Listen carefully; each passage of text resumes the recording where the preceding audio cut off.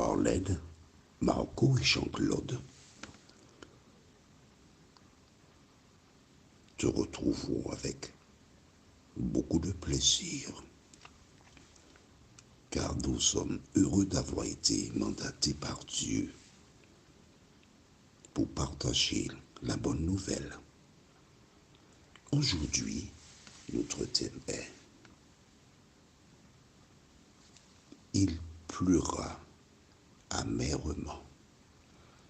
La référence se trouve dans Matthieu chapitre 26, versets 69 à 75, juste avant d'aborder le thème.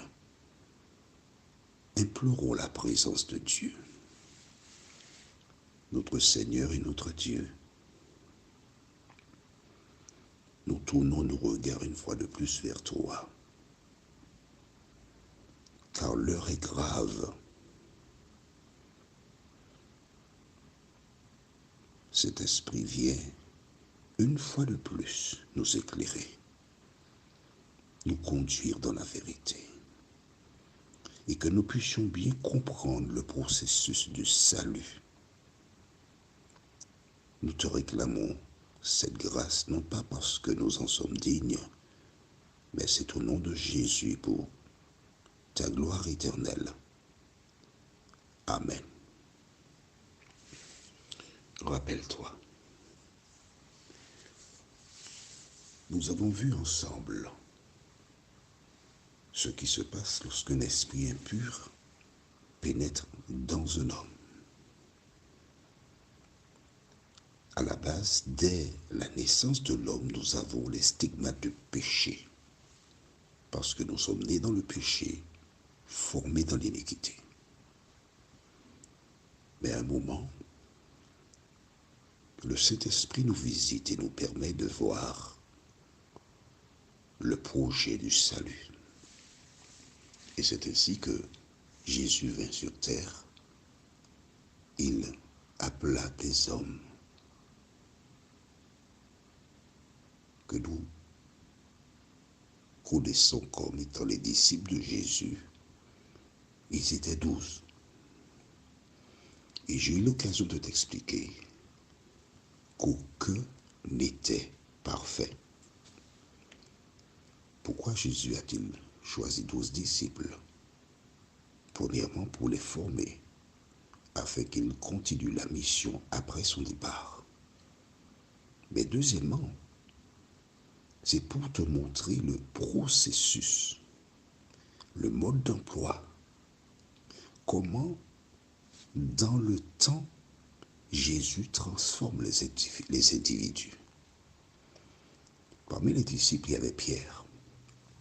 Et nous avons vu dans Marc chapitre 8, versets 27 à 33,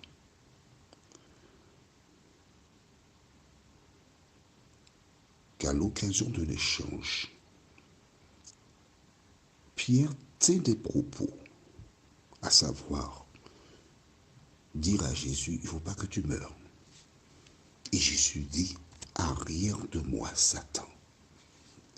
Il n'a pas dit que Pierre est Satan, mais à travers sa déclaration, il identifiait le diable qui, derrière Pierre, le tentait pour qu'il n'aille pas jusqu'au bout de la mission. Donc Pierre, un disciple de Jésus, a été à ce moment-là un instrument de Satan. Pourtant, il marche avec Jésus. C'est un disciple de Jésus. À travers son expérience, Jésus veut te montrer que tu viens à lui comme tu es. Et au fil des jours, des semaines, des mois, des années, il se charge de te transformer. Pierre demeura disciple de Jésus.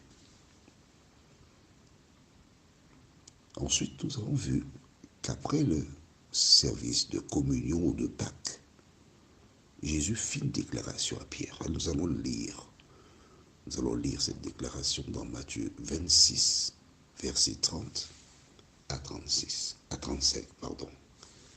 Matthieu 26, versets 30 à 35. Après avoir chanté les cantiques, ils se rendirent à la montagne des Oliviers. Alors Jésus leur dit, « Je serai pour vous tous cette nuit une occasion de chute, car il est écrit, je frapperai le berger, et les brebis du troupeau seront dispersées. Mais après que je serai ressuscité, je vous précéderai en Galilée. » Pierre, prenant la parole, lui dit, « Quand tu serais pour tous une occasion de chute, tu ne le seras jamais pour moi. » Jésus lui dit, « Je te le dis, en vérité, cette nuit même, avant que le coq chante, tu me renieras 3 fois. » Pierre lui répondit, « Quand il me faudrait mourir avec toi, je ne te renierai pas. » Et tous les disciples dirent la même chose. Pierre, après 3 années et demie passées près de Jésus, il n'est pas encore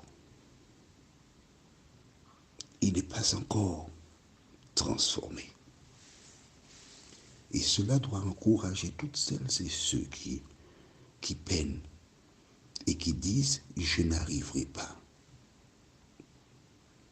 Pierre contredit Jésus.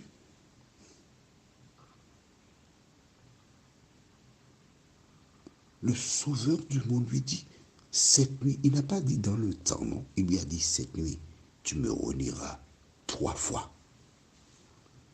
Il ne prend pas le temps d'écouter ce que dit Jésus, il le contredit en lui disant, non, je te serai fidèle.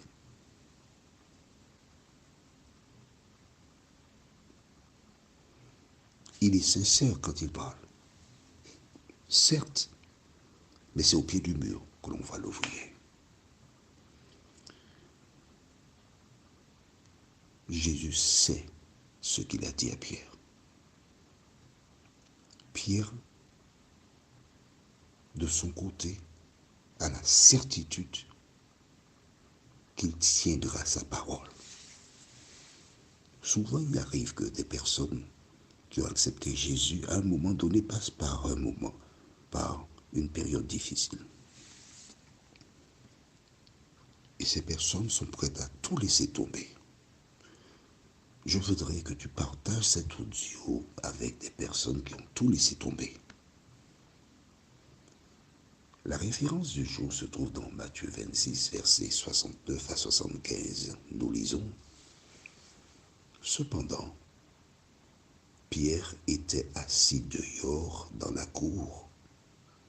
Une servante s'approcha de lui et dit, « Toi aussi, tu étais avec Jésus le Galiléen. » Mais il le nia devant tous, disant, « Je ne sais ce que tu veux dire. » Comme il se dirigeait vers la porte, une autre servante le vit et dit à ceux qui se trouvaient là, « Celui-ci était aussi avec Jésus de Nazareth. » Il le nia de nouveau avec serment. « Je ne connais pas cet homme. » On s'arrête ici. Quelques heures plus tôt, Jésus le lui avait dit.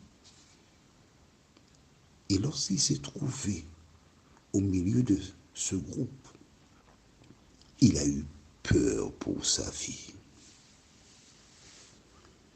Car il était évident qu'on voulait crucifier Jésus. Et Pierre ne voulait pas mourir. Et voici cet homme qui, quelques heures plus tôt, avait dit à Jésus, de manière claire et précise, quand il me faudrait mourir avec toi, je ne te renierai pas. Et voici, pour la seconde fois, Pierre déclare, je ne connais pas cet homme. Est-ce qu'il dit la vérité? Oui, il ne connaît pas Jésus. Il a marché 3 ans et demi avec Jésus, mais il ne connaît pas Jésus. Car s'il connaissait Jésus, il n'aurait jamais contredit la parole de Jésus. Je ne connais pas cet homme. Verset 73. Peu après, ceux qui étaient là, s'étant approchés, dirent à Pierre, certainement, tu es aussi de ces gens-là, car ton langage te fait reconnaître. Attention. La manière de s'exprimer de Pierre était déjà différente. Ton langage te fait reconnaître. La transformation avait commencé. Et Jésus savait pourquoi il avait appelé Pierre.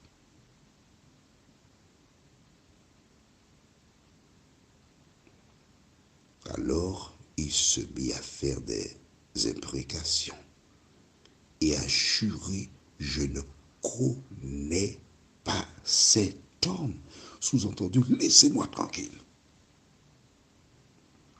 Aussitôt le coq chanta, et Pierre se souvint de la parole que Jésus avait dite.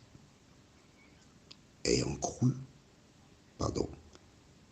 avant que le coq chante, tu me renieras 3 fois.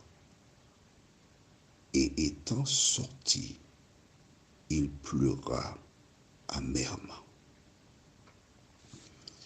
Oh, j'aimerais t'inviter à voir cet homme qui a laissé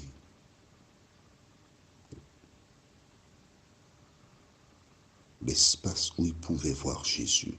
Dans une autre version de la Bible, il est dit que lorsque le coq chanta, Jésus s'est retourné et regarda Pierre. Mais dans son regard, il n'y avait pas de méchanceté. Il n'y avait pas de, tu vois, je t'avais dit non. Et Pierre sortit, pleura amèrement. Toi qui m'écoutes en ce jour, tu as fait des choses comme Pierre. Tu n'es pas la première ni la dernière. Il a pleuré amèrement. Il a pleuré, il a mouché, il a toussé. Il commençait à comprendre ce que Jésus lui avait dit. Prions. Notre Seigneur et notre Dieu, souvent nous faisons comme Pierre, mais aide-nous à ne pas être des pierres, mais la terre fertile dans laquelle tu places l'évangile. Que ta paix et ta grâce nous accompagnent, au nom de Jésus et pour ta gloire éternelle. Amen.